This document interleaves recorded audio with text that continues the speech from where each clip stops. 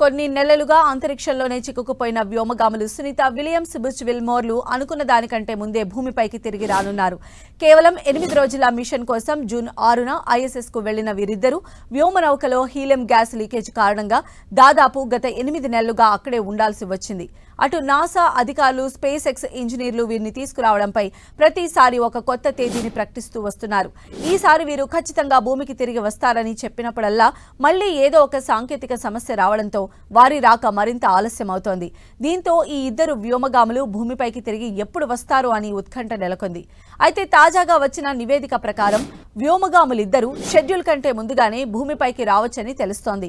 NASA ఇటీవల ప్రకటించిన reschedule ప్రకారం అన్ని సవ్యంగా జరిగితే సునీత విల్మోర్ 2025 మార్చి చివరి వారం లేదా ఏప్రిల్ మొదటి వారంలో భూమిపైకి తిరిగి రావడం సాధ్యమవుతుంది.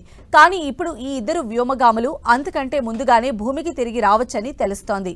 సునీత విల్మోర్ను మార్చి 19 నాటికి తిరిగి భూమికి తీసుకువస్తున్నట్లు నాసా వర్గాలు తెలిపినట్లు డైలీ మెయిల్ ప్రకటించింది.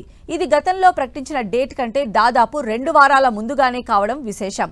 వ్యోమగాములు షెడ్యూల్ కంటే ముందుగానే తిరిగి రావటం అనేది స్పేస్ ఎక్స్ క్రూ 10 మిషన్ కోసం స్పేస్ క్రాఫ్ట్ డిప్లాయ్మెంట్లో మార్పునకు సంబంధించినది. ఇదిలా ఉండగా వీరిని తిరిగి సురక్షితంగా భూమికి తీసుకొచ్చేందుకు స్పేస్ ఎక్స్ క్రూ 9 మిషన్ను గత ఏడాది సెప్టెంబర్ 29న నాసా ప్రయోగించింది.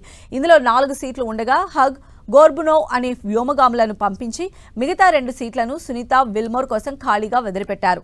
సెప్టెంబర్లో ఐఎస్ఎస్తో అనుసంధానమైన ఈ మిషన్ 2025 ఫిబ్రవరిలో భూమికి తిరిగి రావాల్సి ఉంది.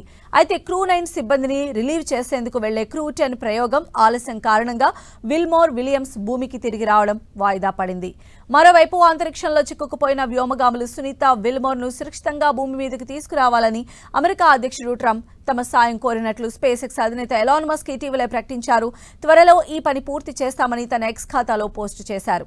వ్యోమగాములిద్దరినీ తిరిగి భూమిపైకి తీసుకువచ్చేందుకు ఇంతకుముందు బైడెన్ ప్రభుత్వం ఎలాంటి ప్రయత్నం చేయలేదని, వారు చేసిన ఆలస్యం కారణంగానే వ్యోమగాములు ఇంతకాలంగా అంతరిక్షంలో ఎన్నో ఇబ్బందులు ఎదుర్కోవాల్సి వస్తోందని ఆరోపించారు.